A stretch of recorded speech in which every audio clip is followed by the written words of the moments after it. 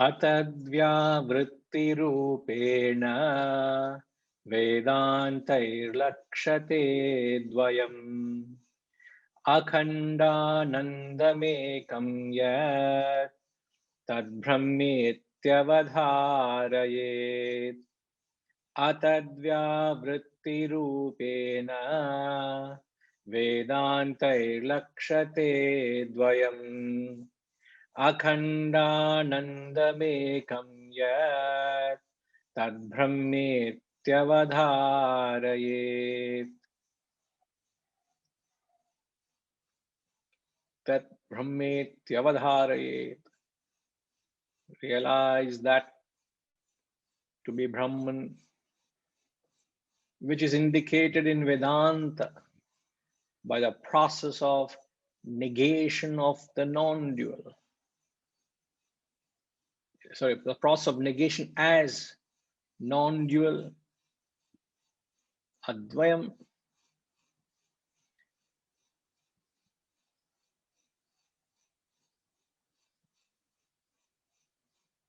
Akhandanandam, the unbroken bliss. Vedantair lakshate, indicated. Where is it indicated? Vedantaihi. In Vedanta. Beautiful. The message here is very, very profound. Only thing is you must be able to first relate to it and then practice it. So the initial line, he says, realize Brahman. So the entire objective, the entire intention of the effort we are currently putting in now is nothing but to realize Brahman. If you have any other interest other than realizing Brahman, you're not being true to the effort. You're not being truthful to the masters. It's like a parent sends the child to college or university to study, but the child chooses to get engaged, get distracted into the various other social activities, friends, canteen, outing, partying, etc. Studying is just incidental.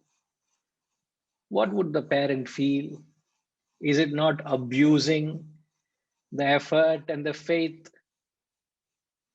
the belief the parents have in the children, of the potential the child has? Exactly the same way the great masters are giving this wisdom to us with the belief that you will rise to the potential, that you will use this tool of this jnanam, which is contained, which is nothing but the Vedantic literature, to rise up to that level of realizing the Brahman. So if you are engaged in anything other than that, is actually misusing, abusing this knowledge. That is the sentiment when he says, Tad Brahmetyavadharayet. You've got to realize that to be Brahman. And how do you realize that?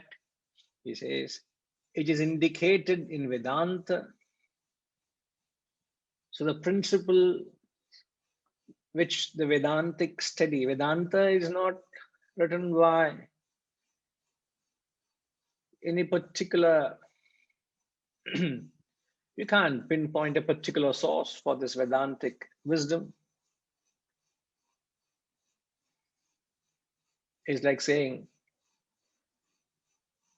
the source of science. Science is not written by one person. Vedanta is not a religion. Vedanta doesn't belong to India. Vedanta doesn't belong to the rishis of the Himalayan valleys. Vedanta doesn't belong to any particular time in history. Vedanta is nothing but a knowledge which has been presented by countless sages and saints, countless thinkers across the span of humanity. Great thinkers have contributed their wisdom to it, but nobody can claim it as their own. It is their foolishness to claim it as their own. There is no ahankar, there is no ego at all. Now, what is the principle of Vedanta? In the context, the principle of Vedanta used, employed to attain Brahman is the process of negation and assertion. You got to negate, switch off your phones for at least 1 hour. Please switch it off. The least you can do is at least switch off. You're not available for the world. Negate and assert. Vedantic wisdom. And you attain the Brahman through the process of negation.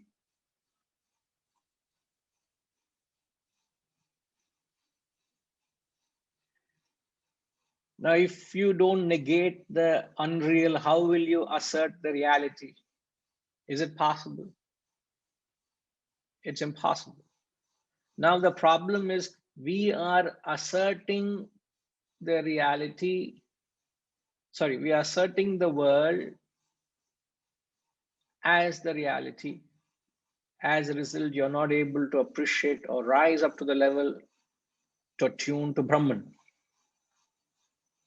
So the only thing the masters gave out, because a true student of this knowledge is an inquirer of truth. They want to get to Brahman. And whenever they went up to the masters to gain their assurance, is this the truth? All they said was neti, neti, neti. That's all they said. So if there's one word that could be used as a very powerful tool to get to the truth, is just to keep saying the word neti, neti, neti. Neti means I will not compromise the truth and get caught up in it. You will need money. You will need a home. You would need a family. You will need a certain social life. You need everything in your life. But you are holding on to it as if it is everything in your life, man. Tomorrow your money goes. If I am what I have, and what I have is lost, then who you are, who am I? All you're counting is your crores, your riches. You have become from rags to riches, so that riches mean everything to you. Man, you are a king within you. You are a royalty within. You are the self, the truth. You don't realize that richness.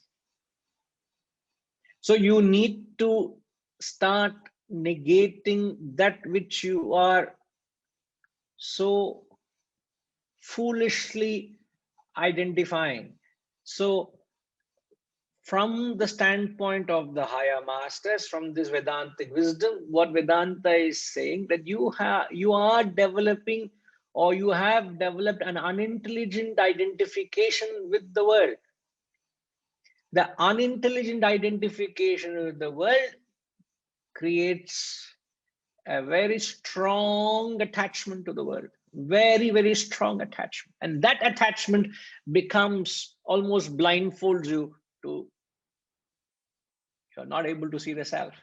Therefore, the methodology you got to adopt is neti, neti. Not this, not this. This is not the truth. This is not the ultimate. This is not everything in life. I don't know whether you can see it. There's nothing wrong in having that profound idea while you're pursuing anything. You could be pursuing a job. You can have this thought that this job is not everything in life. You can be having a family. You can tell yourself family is not everything in life. You can be doing some social service. You should be telling yourself social service is not everything in life. You could be gaining this knowledge. Right now, you got to tell yourself this knowledge is not everything in life, because dash. Why should you say this knowledge is not everything in life? Vasantama, why is it you should say that this knowledge is not everything in life? This will not help you in attaining the truth. Why? Why do you say that? This Vedantic knowledge will not help you in attaining the realization. Yes, that will, no, the worldly this thing will not. I'm talking Vedantic knowledge. Even this knowledge you're gaining, you'll have to say what? This is not everything in life. Neti. Neti is all no. But why should you say even to this knowledge? Understandable. You can say money will not help you attain moksha. Your family will not help you attain moksha. Your great social service and the punya you're attaining will not help you to moksha. Nothing will help you. Oh, you say, oh, thank God, this knowledge will help me to attain moksha. I'm saying even this knowledge will not help you to attain moksha. How is that the question? This is only a means to the end. This is not the end by itself. How do you say that? How do you justify that? You're right. You're very right. This is only a means. But how do you argue? How do you establish that argument?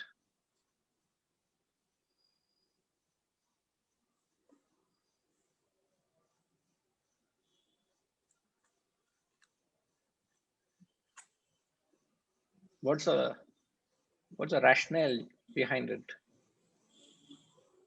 Because you need to convince me.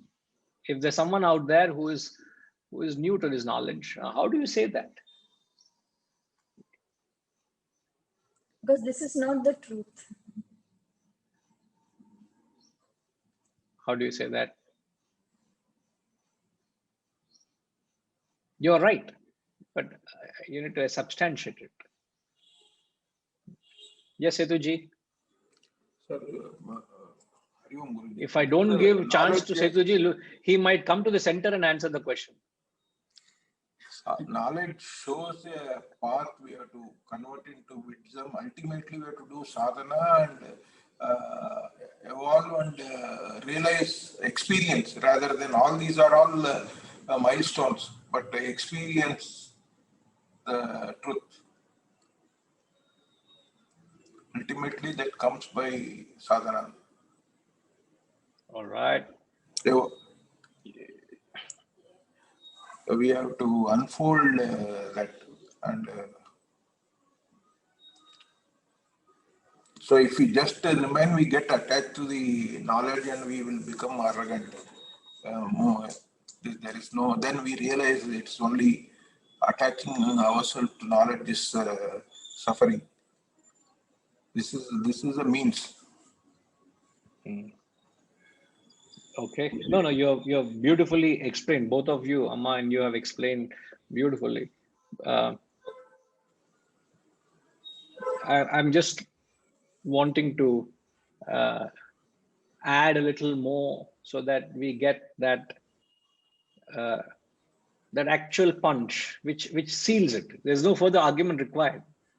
Why is this knowledge also not everything in life? While you're pursuing it, you can get carried away. That's the argument. That's the thing. Okay.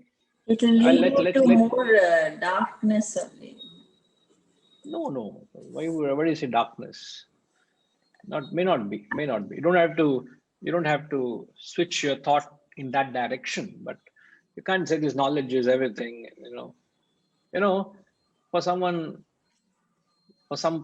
for people like us, I can't even use the word survive. This is me. I don't do anything else but this. This is everything. You know, it's like when you order a 100% chocolate cake. Every slice, every part of the cake you cut is only chocolate and chocolate and chocolate, isn't it? Because that is what it is made of. And if you ask, if you understand what I am, what we are, those who are fully into it, this is our life. Nothing. I may be engaged in everything else, but you may say I'm saying neti to many things, but I'm asserting the knowledge. You're in the maya. You're completely enmeshed, involved in it. To that we are saying, please beware. This knowledge also is not everything. So we may have to practice the word neti to even to this knowledge at some stage. So I'm only completing the picture. I'm only completing the applicability of the concept of neti, not just to worldly things, even to this so-called Vedantic wisdom. Also, I must say neti. Yes, Rajima. Next, she would come faster than Seturamanji here. Guruji, what is objectively pursued can only be a means to a subjective experience. So even knowledge is an objective, we pursue knowledge objectively. So. No, because Harishji is disagreeing, I will agree with you here. I wanted to say no, but because he was nodding the head that way, I will nod the head this way. You're very right. Thumbs up, 100 thumbs up to you. Harishji, any objection to that? Look at his innocence. The drama idella. Solungo. No, Guruji, I don't know all these complex terms like subjective, objective, and all. I only know that at a very simple level, I know that even when the knowledge is not there, there is an ultimate reality which exists. Therefore, that knowledge cannot be the ultimate reality. Because even in its absence, there is a reality. The ultimate. Very beautiful point. And a very beautiful point. If the ultimate reality is other than this knowledge, then even that is not the only thing in life. Yes. I think is a simplistic understanding of the. Yeah, I think you put it very beautifully. I won't have captured it in that language, but you put it very nicely, because the self exists even in an atheist, a person who doesn't believe in this truth. He doesn't seek this knowledge. He doesn't pursue this path. Even in him, the self is vibrant and radiant. So this knowledge, no doubt, plays an essential role. This knowledge, no doubt, helps you. Now, how does this knowledge help you? Again, another question crops up. How does this knowledge help? I should answer this and then the first question. See, how does this knowledge help? Why are we giving so much importance to this knowledge? Is this knowledge helps us to get rid of all the unintelligent attachment you have developed to the world, isn't it? You have developed attachment to your money, you have developed attachment to your house, you have developed attachment to your car. In fact, you have developed attachment to everything what money can buy. If money can give you power, you're attached to power. If money can give you recognition, you're attached to recognition. If money can give you access to a certain club, you're attached to a club membership. I remember many years ago, I was offered a membership to the famous Secunderabad club. This was 25 years ago. And I said, thank you very much. That person was the president. He said, if you want, and he knew I was very much involved in sport and I was very much active as much possible. I'm active even now. So he said, please, you can have access to it and I can do something for you. I said, thank you very much.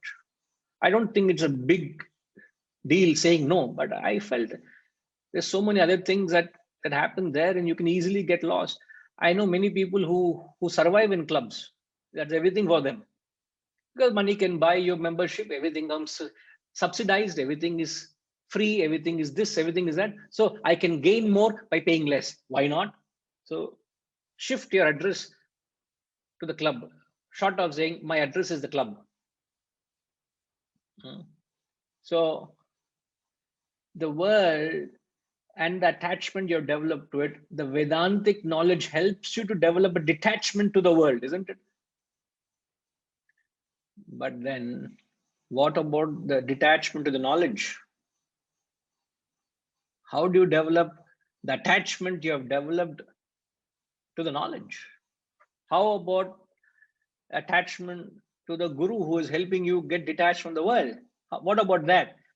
And there, so the argument you have to keep in mind, why should you say that this knowledge is not everything? Is because this knowledge is also a part of the terrestrial world. What you are seeking is the transcendental. The knowledge also is a part of the terrestrial world. Even this must go.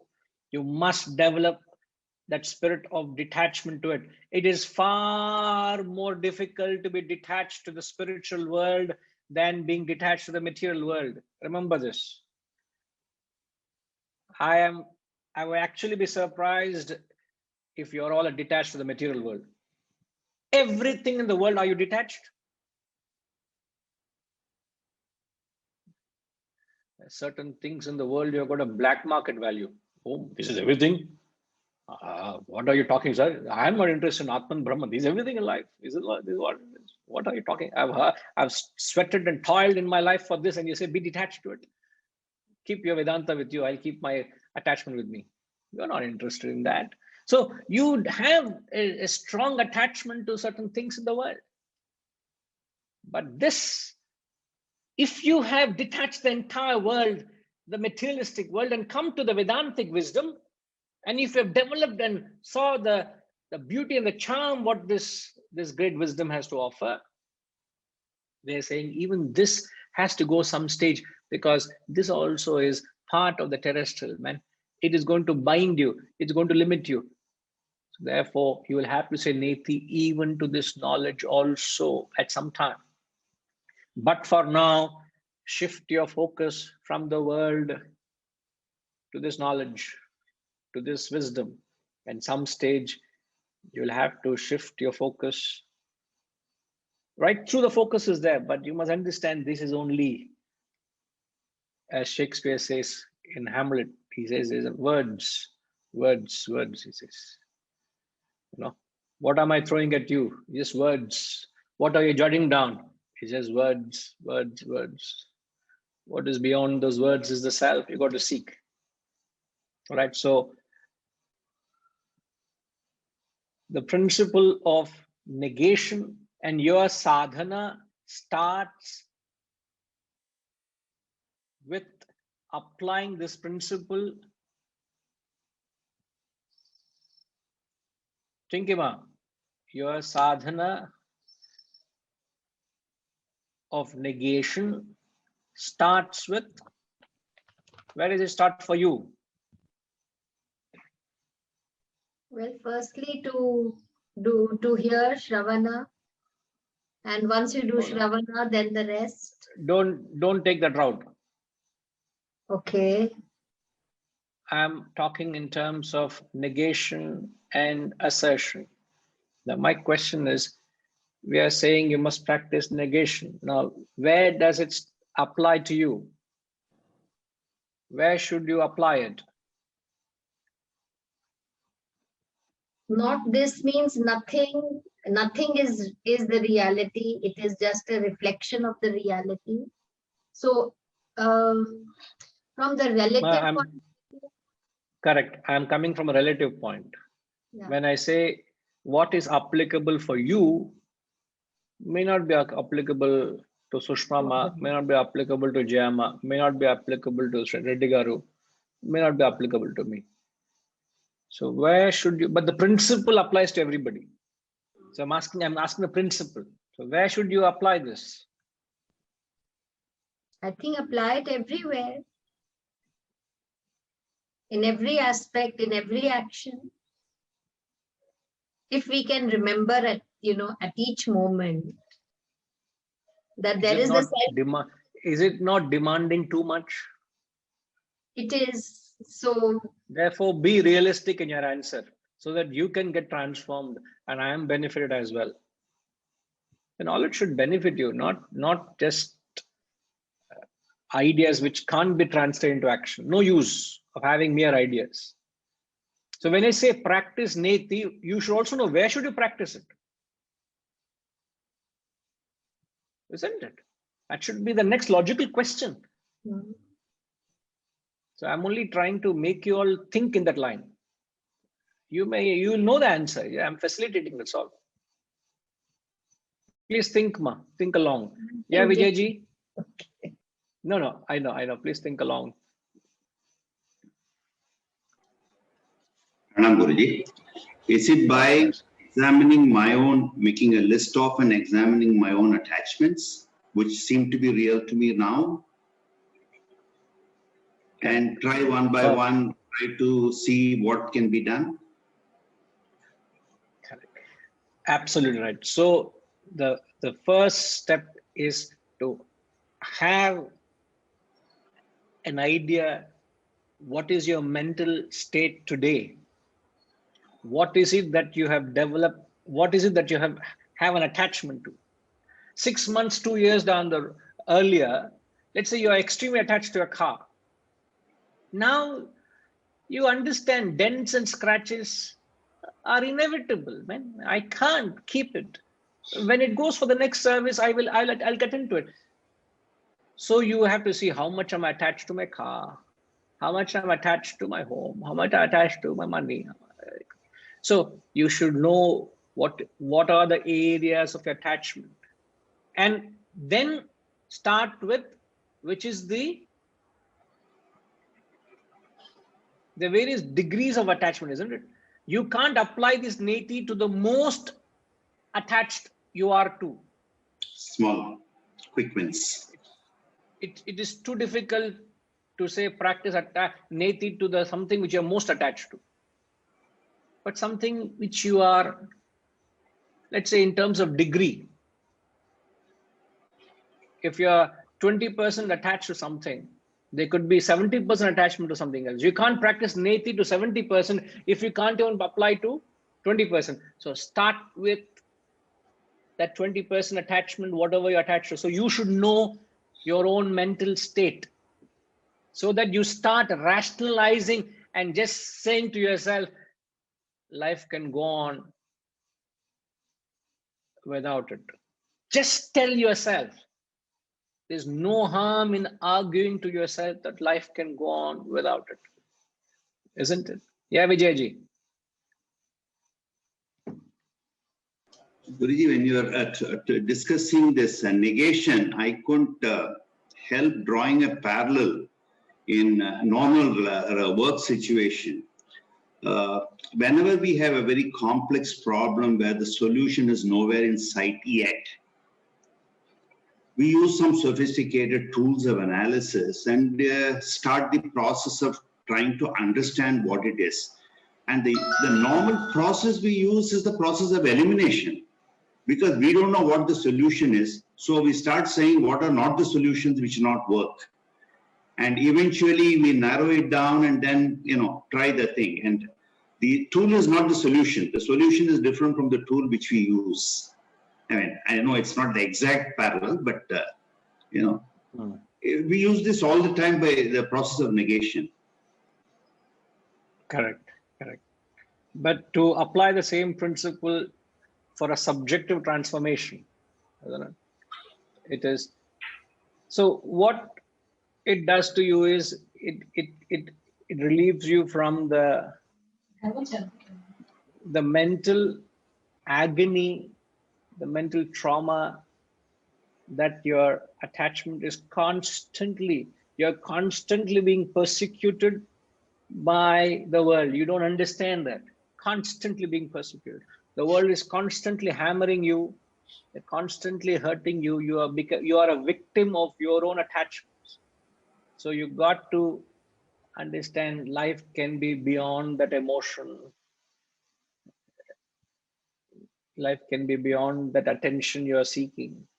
Life can be beyond the routine mechanical existence. You're attached to a routine pattern of your life. Even that you got to question.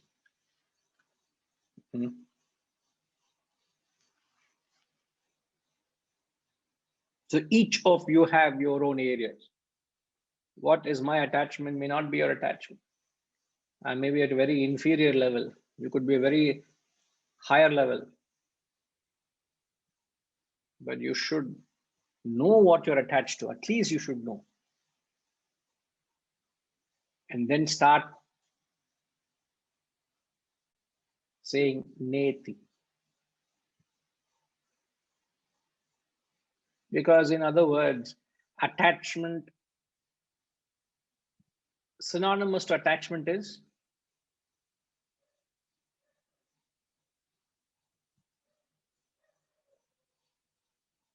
Annapurnama.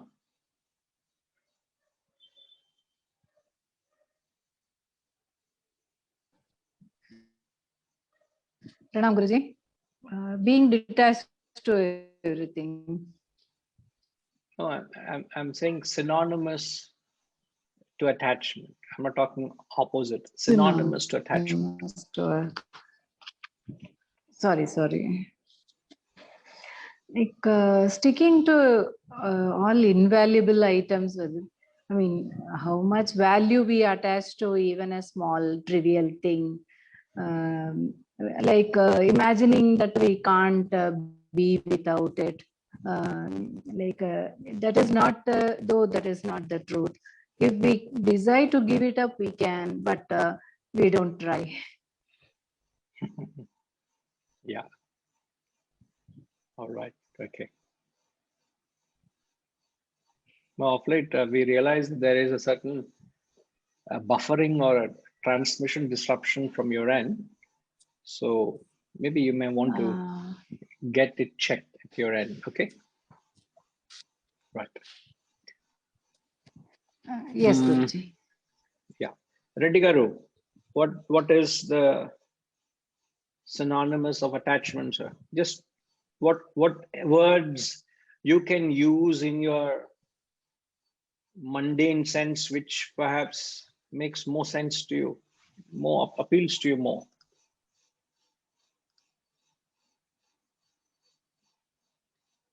So could you please unmute yourself? Yeah. Sorry. Pranam Guruji. Yes, sir. The attachment, I think I just would like to take the case study of today, and one of the imported glassware got broken down in the morning by accidentally. I'm sorry, what happened? The glassware, artifact of glassware imported and broke down.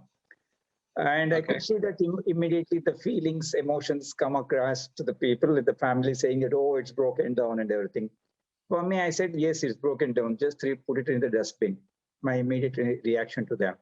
I said, how come you are not emotional? I said, why? It's a material. You have been taken care of this long. It's well and good. But the day has come, it's broken. So there is no point to go too emotional to that. Just come out of that. Just lingering on to the issue for a couple of moments, a couple of minutes. It's a drain of emotional energy of every one of us.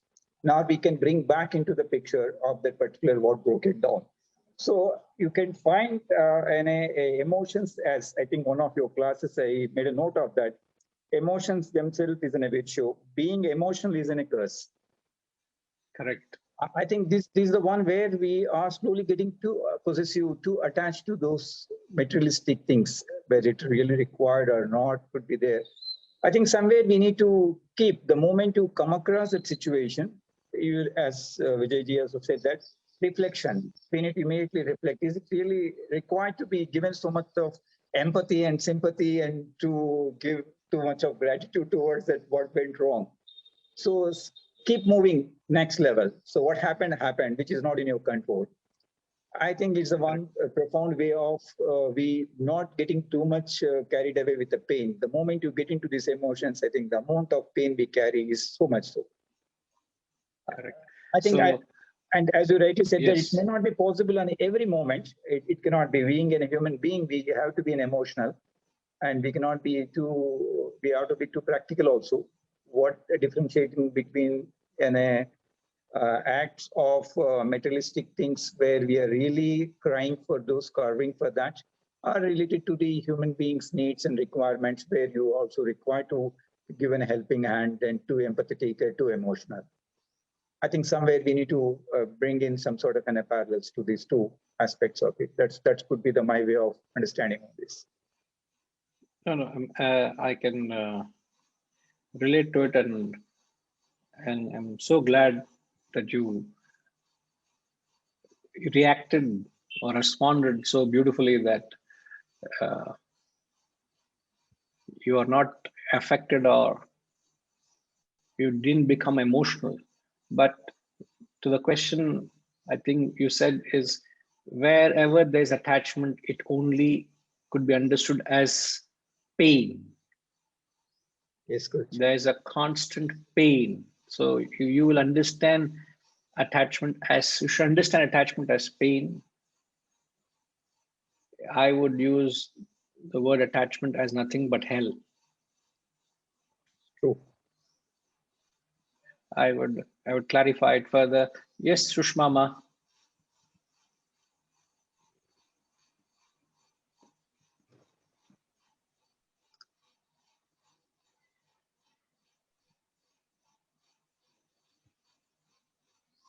Yes, ma. Can you hear me, Guruji? Yes, yes, yes. I have a question. If I feel I'm not wanting to acquire more, or I don't have interest in all that, but if I have a house, a home, and things in the house, I have jewelry, a lot of things in this home. What do I say if I detach myself? What does it literally mean to me? I can't say I'm going to walk out of my house. I'm still living in the house. I'm using the things in the house. Mentally, I can say I'm detached, but in reality, what does it mean to me? Okay, I'm reminded of a friend, a student of this knowledge also. His wife used to tell me he used to heavily invest in. He was actually a hedge fund manager. You know, he deals with the funds and of the people, and he also used to invest heavily into the stocks and all. All his wealth was invested in stocks, and she used to tell me he used to get up midnight, 12 o'clock, 1 o'clock. He'll open the stock market and see how the stock market is behaving. So the thoughts of his financial investments causes him such paranoia. He's so paranoid, he can't even sleep peacefully. That I would call as attached to wealth. You're so attached to your wealth that wealth causes sleeplessness, restlessness. Now that doesn't mean you, whatever savings you have, whatever hard-earned wealth you have, it's not that you don't manage it. There are people who help you manage, or you can manage it in whatever way you want. But that doesn't mean you start allowing that to destroy your peace of mind. So answering further in the example you have taken, you have a home and you have certain belongings. It could be valuable, it could be something which is just utility. You know, you need them to live with little comfort and convenience. Being detached to it doesn't mean you have to physically part with it, or it doesn't mean you have to distance yourself from them. It's not that you have to walk away from them. So detachment is often misunderstood. Vedanta is misunderstood. Why people don't embrace this wisdom is because they have misunderstood the concept of detachment or attachment, they believe it is a physical position. They believe it is your physical relationship with the objects or beings, which is not so. So when the masters tell us be detached to your wealth, it doesn't mean you must be physically detached. It's not physically parting. It is the mental attitude. It's a mental relationship. It's the mental value you give to them. So when you understand the value, what everything brings to your life, and understand it in its true sense, what is the value of everything? And everything has a value in life. You spoke about wealth and jewelry. What jewelry can bring you? You could have had very valuable, precious diamonds. Where are they? Where are all your diamonds and wealth and gold? And where are they? Are you adorning them now? They are somewhere lying in the locker, somewhere collecting dust. Isn't it? What is the use? Would you go about exhibiting it, advertising to everybody that the diamond jewelry I've got is 20 lakh diamond jewelry? Would you wear it you're going to supermarket, would you wear jewelry and go? Whom are you trying to impress? What are you trying to glorify? Everything has a certain value. Beyond that has no value. So when you understand that everything has a certain value, has a certain shelf life, beyond that has no meaning. And when you compare this wisdom with that, this has such a long shelf life, it doesn't die at all. This is relatively invaluable. So what we are told is you develop an appreciation for these higher values of life, so that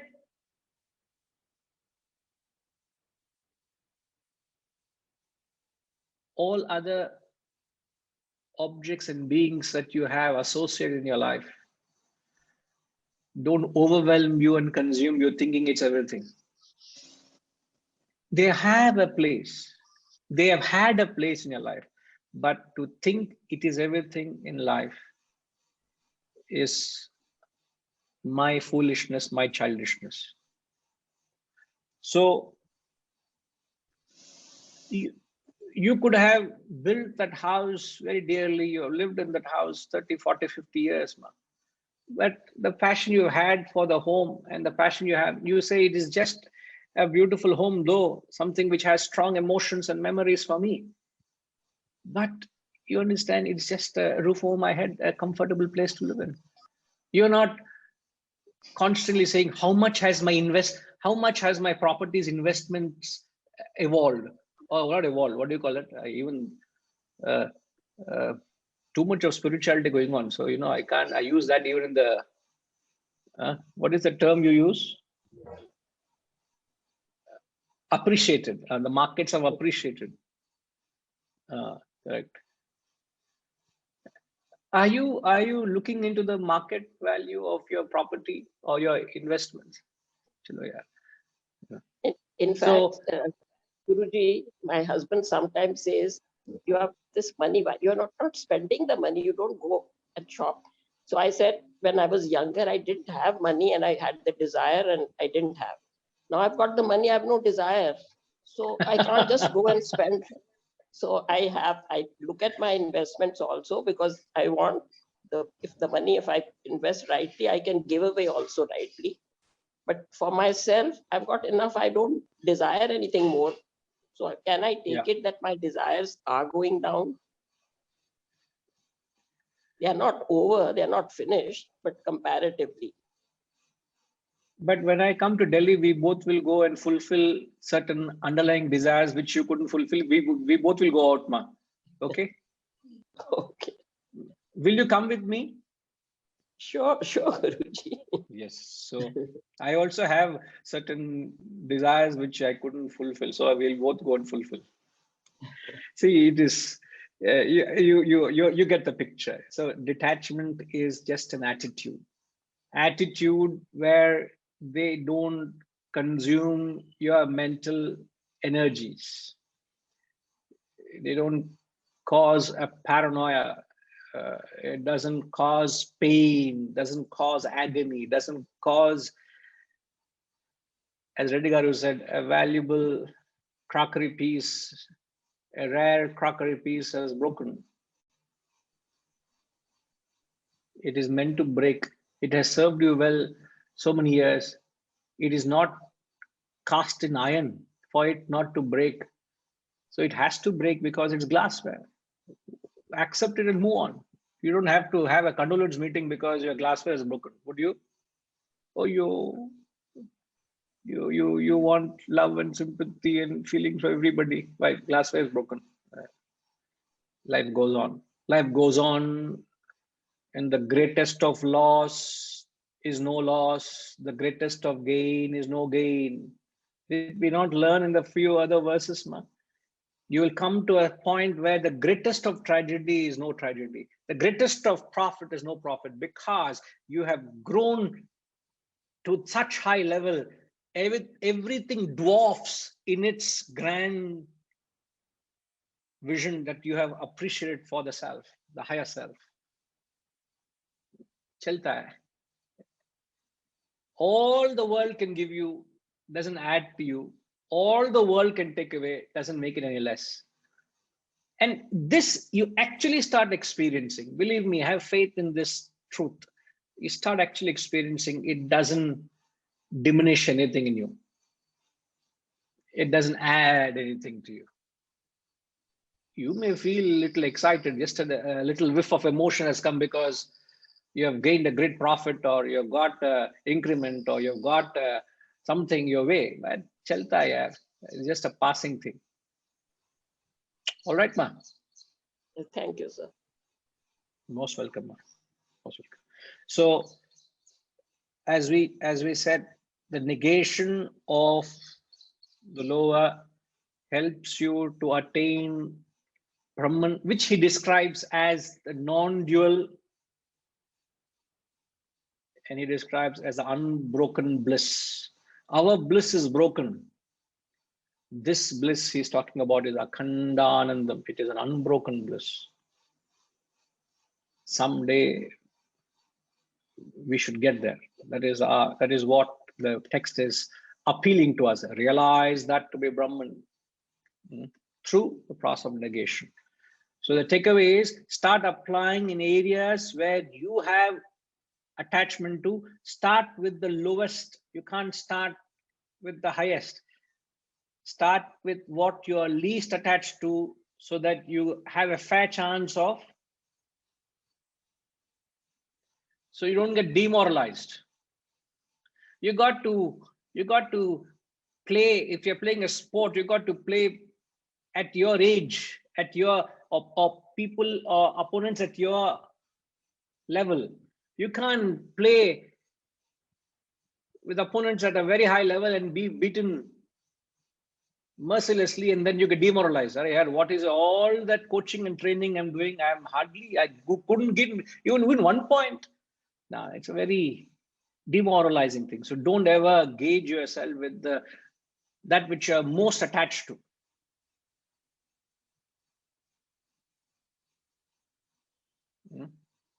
What is it that you're most attached to? UK? It's not a personal question, but can be generic. Just an insight into the minds of people. Namaste, Guruji. It's Namaskar. first and foremost your family, Guruji. Every human being family. Attachment with the family, and then next your material wealth. You think you will not be able to survive without it. The two, particularly when you have come from a lower, A modest background. Modest, yes. Yeah. All right.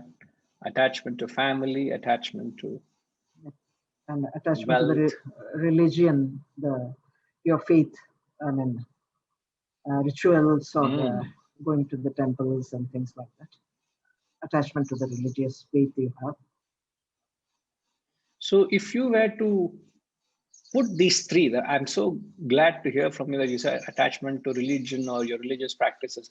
Which would you put in order of hierarchy? It's not personal. Generally, I'm saying. Generally, yes. Most attachment with the family, Guruji, definitely. And second, it can be alternating But between. is religion superior or family superior in terms of it by itself in value? Generally, it's the family, Guruji, because you have entered No, I'm saying samsara just taking stock of it. I'm saying just per se, is religion superior or family superior? Not from your neither perspective. of them. I'm saying by itself. By I itself. know. Neither of them, Guruji. You say neither of them. Okay, interesting. Right. Jama, what are you most attached to? Huh? I'm what? She's putting tongue out. I thought, Guruji, you will ask me. I myself don't know. She knows about it. Yes, ma. Nowadays, I'm getting attached to you, Guruji.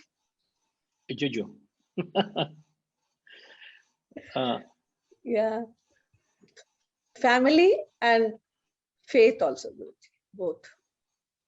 Family, faith, or Ritual. as Ushama said, religion. Yeah. Religion. Okay.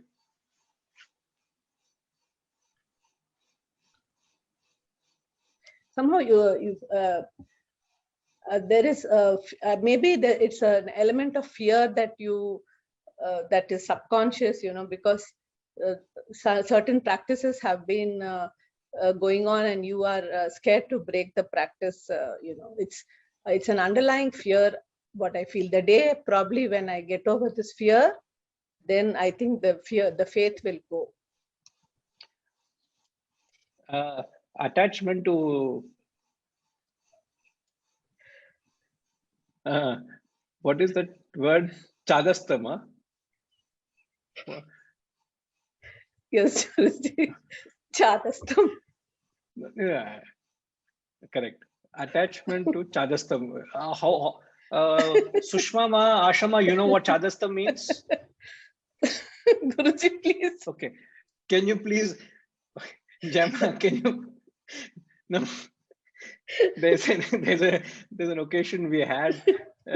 Jama, Rajima, me, Vijaya, Harishji, we were there, and there was this common factor that says she's reacting. We all are reacting that way, So just to what is the Chadastam is it's an orthodox or silly. I'll just read it, Guruji, 1 minute.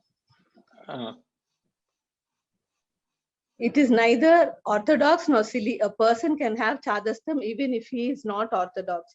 It is not OCD. OCD is a clinical condition where a person feels insecure. Hello, you didn't give this definition other day to us. No, Guruji. This is a different definition.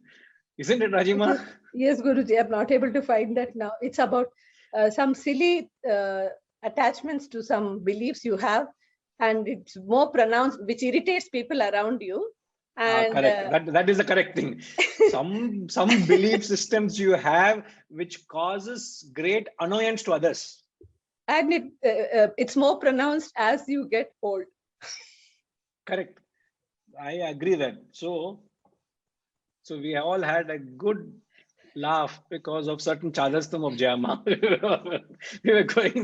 And in the right spirit, obviously, we all enjoyed that moment when she herself narrated what it is. So it is, it's interesting. Each one has, okay, let me hear from one or two more. Badriji, what is it that you think people are most attached to?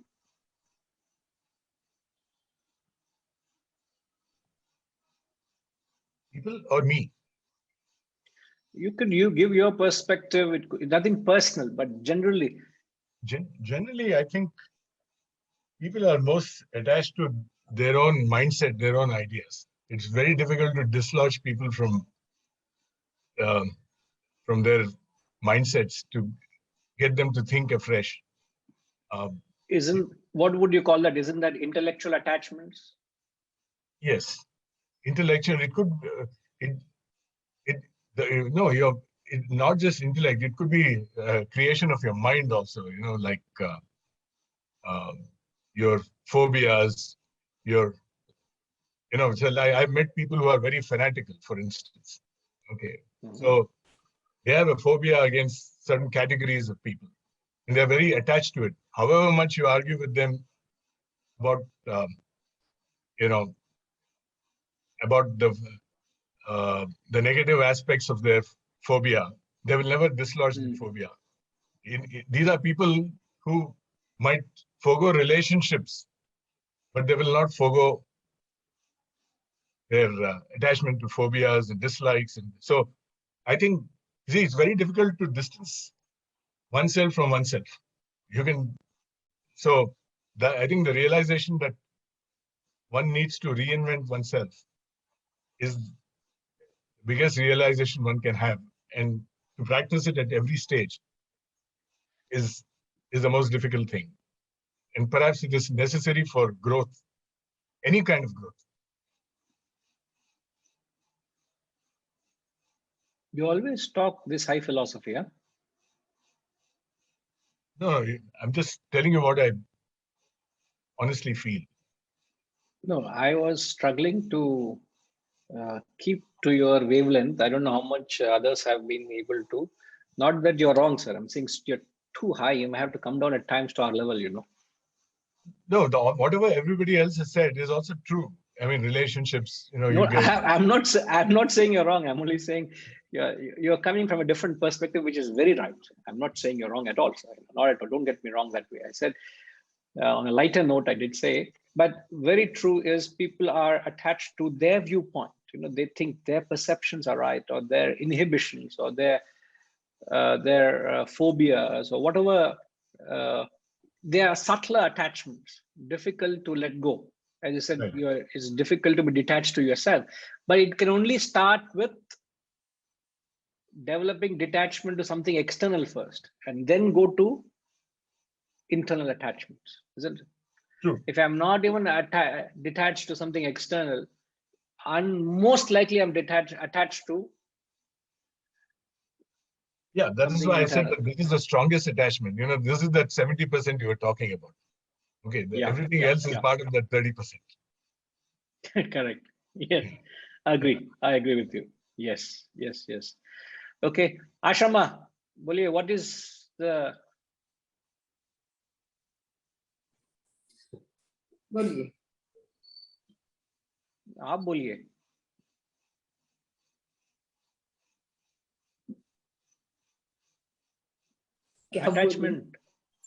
Attachment कहाँ पे ज्यादा है बोलिए माँ मेरा आपने again general if you can, we are not making it personal, but just to understand so that it helps you think, it helps all of us think, because when you see the mindsets of people, you understand. Okay, each of you are different stages of your lives, isn't it? I can only tell you about myself. If you are comfortable briefly telling anything, you are most welcome. Otherwise, I respect that. Right now, I'm slowly coming to a stage where I'm not really attached to anything. I mean, I'm weaning myself even from that attachment to my children. Okay. So it really doesn't matter to me anything. I mean, I remember them, I bless them every day. But if someday they don't call me up or don't ask me how I am, it doesn't matter to me anymore. I mean, I don't, yeah, that's about it. And nice. So probably I'm weaning myself from all attachments. That's very nice. That's the way to go, Ma. Perfect. Perfect. Right. Thank you, Ma. So there you go. You know where your mind is. You know what. Harishji, what is it that you're most attached to?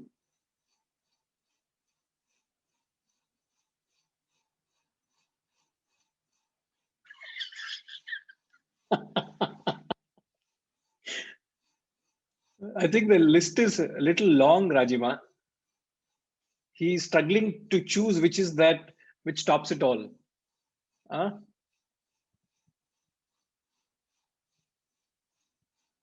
Never mind, Harishji.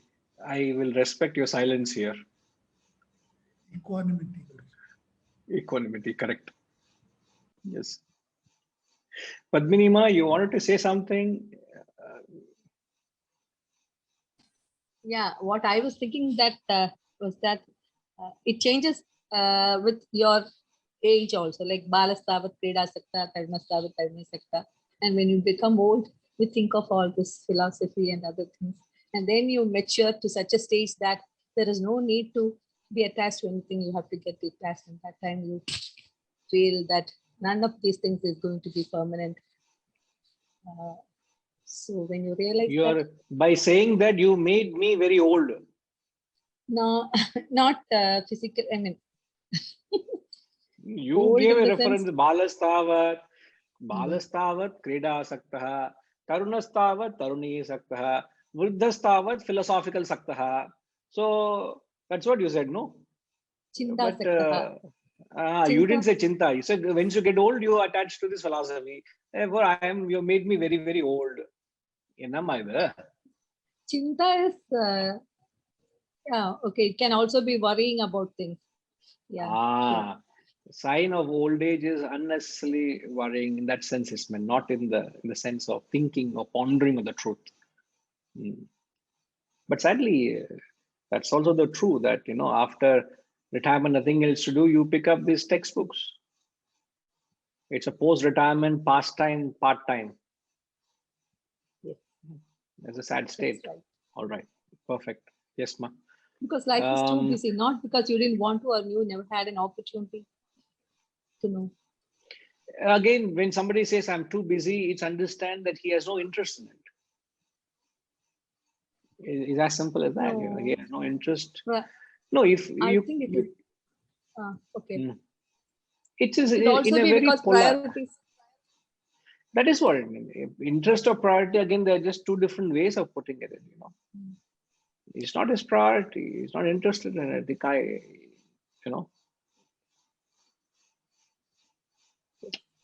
All right, perfect. Maniji also wants something, and Hariji also. So, Maniji.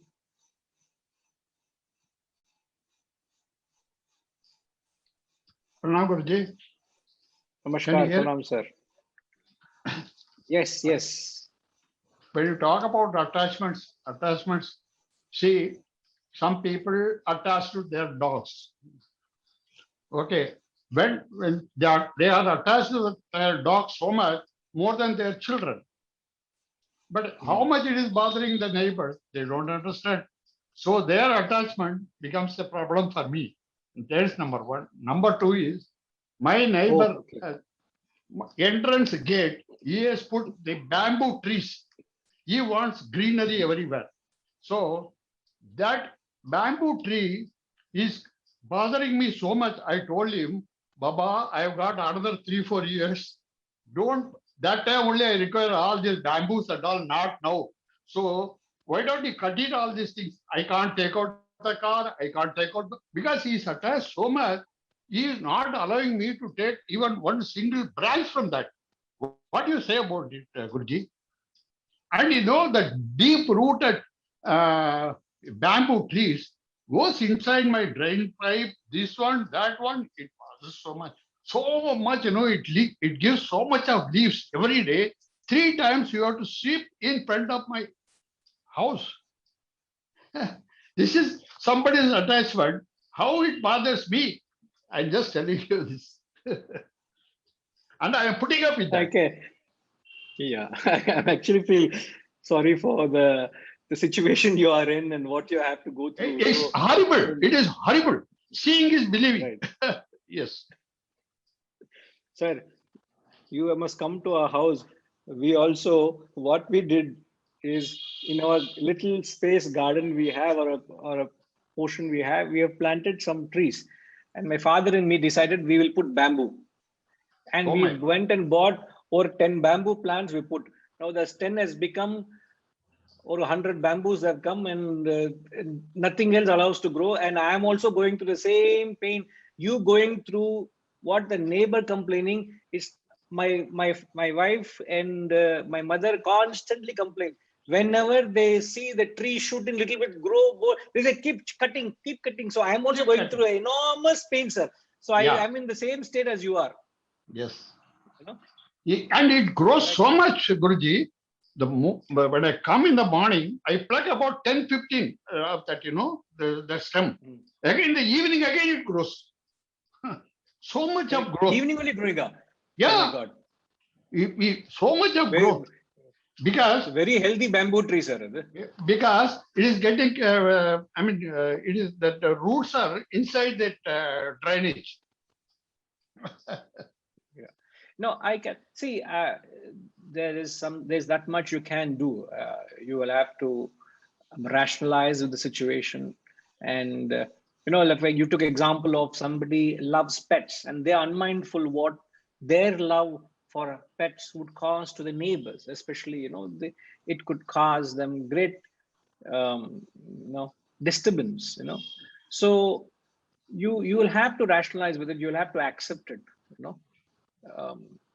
as much as you could appeal to their rational sense, but you can't do much with it, We can't do anything because they are highly educated people. They are highly educated people. We can't teach them anything. No, highly arrogancy also is there in them. Yeah, so the best you can do is you don't get paranoid over it. You don't get agitated over it, so that there's nothing much that can be done. So you have to accept it.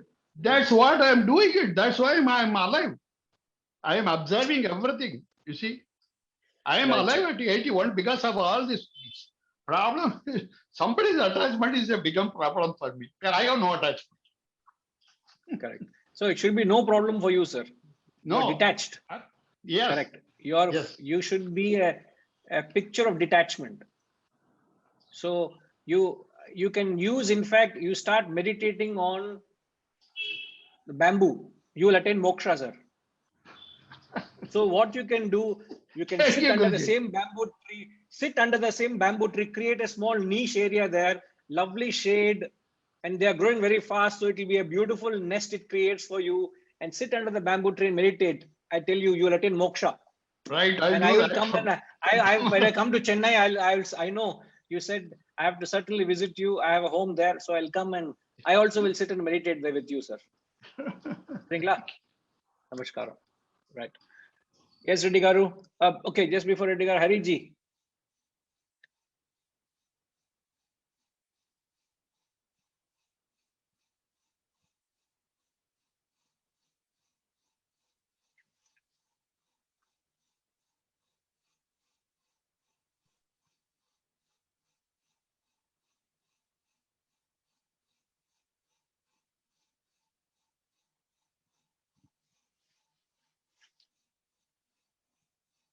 What's going on, sir?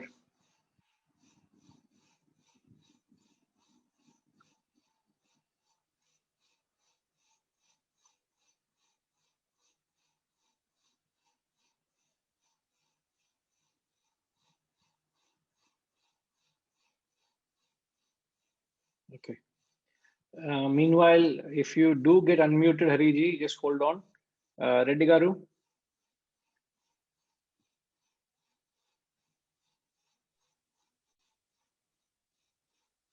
Guruji, with your permission, I just would like to say these attachments are really endless.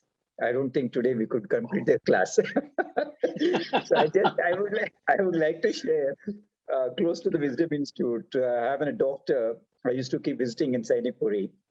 He have a fond of snakes. He sleeps with the snakes. I had been to his bedroom because he's a. Sir, how close it to the institute, sir? Maybe a Bhayam kilometer away.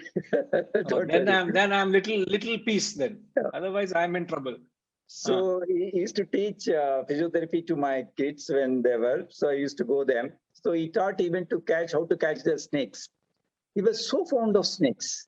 If you really see the photographs and really see his life behavior, like aquarium we have where fishes are there, we have in the same aquarium without water, in that there are snakes. He just keeps next to the bed and sleeps. Mean to say the level at which I'm just giving a case study, talking about as a human being, the desires, the attachments are endless. Which level, what extent it goes is something cannot be. Like my son got attached to that sort of a theory and he started catching the snakes. He went for some classes. He is now found pet animalist. He got learned how to catch the snakes. So we stopped it. Then have an attachment of, he catch hold of all the street tags and puts a belt. Say there is a owner for that so that the government doesn't catch those dogs. So you find, if you come to my neighbor area, you find most of the street dogs have a belt. So those fellows come, it comes to catch it. The moment they saw the belt, he'll just, or he will allow them open the gate and all the dogs comes inside. Once those catching fellows goes off, he'll let go out. So I mean to say the level of attachment we talk about, it's endless. There is no boundaries as we go through. I just want to share. Correct. We must collectively say neti to everything. Yes, very, very true. Very true. Interesting though, is all silly. Sometimes it seems so childish. In fact, from the grand standpoint of the self, every attachment is childish. That's what we should understand.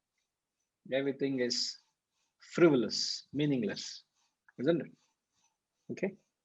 But it should not become a slavery to the Guruji. That's where these attachments slowly bring you into that. You become addiction. I think we use a different word. Attachment itself is slavery. Yeah. Another word you can use, attachment is slavery. You are a slave to that, isn't it? Yes. So the reason, you would say, sir, what are you talking to so many people, just move on. But at least it helps you to see what it is that attachment is and what it is that you could perhaps, I could finish the text, believe me, I could have long finished the text, but helps you to think the seriousness of the situation you are in. If that helps. If it doesn't help, also let me know. I will move on with the text. Either way. Yes, Hariji. Appa, at last you've known how to raise the hand. Yes, sir. Go. First is to my body, then to my mind, and then to my intellect. My body, my mind, and intellect. I'm trying to get detached with many other things, but attachment to the body, the whole running around because of the corona and all, it is because I'm attached to my body. That is 80-90%, sir. Maximum is to oneself, isn't it? Yeah. Then only it comes to the others. No, but the degree of attachment is very high to oneself and lesser to others, isn't it? Yeah. So it's easier to practice externally, but difficult internally.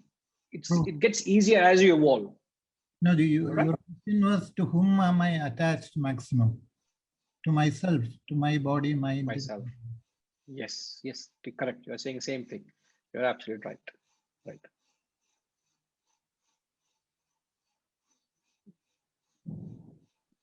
So either you are attached to the corona or corona attached to your body. So that's the point of view. We can debate later on it. Sorry.